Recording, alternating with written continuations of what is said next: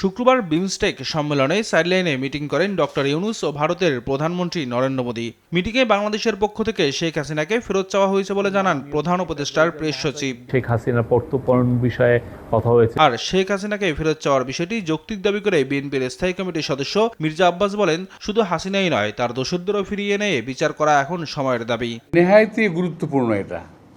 শেখ হাসিনার প্রত্যাবর্তন এবং বিচার সময়ের দাবি, জনগণের দাবি, আমাদের দাবি।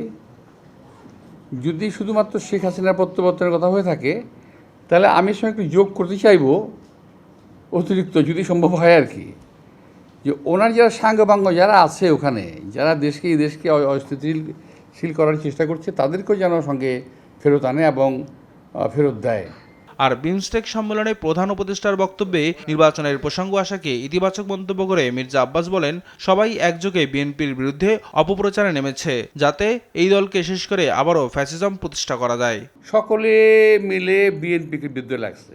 কথা হলো, বিএনপি একটা দেশপ্রেমিক, জাতীয়তাবাদী দেশপ্রেমিকের একটা দল। এই দলটাকে যদি শেষ করা যায় তাহলে ফ্যাসিজম এবং আধিপত্যবাদকে বাংলাদেশে পার্মানেন্ট করা যাবে। এই হলো তাদের টার্গেট। আর সামাজিক যোগাযোগ মাধ্যমে বিএনপির নেতাদের নিয়ে বাজে মন্তব্য করারও কড়া সমালোচনা করেন বিএনপির এই নেতা। নিয়াজ মুর্শিদ, দেশ টিভি, ঢাকা।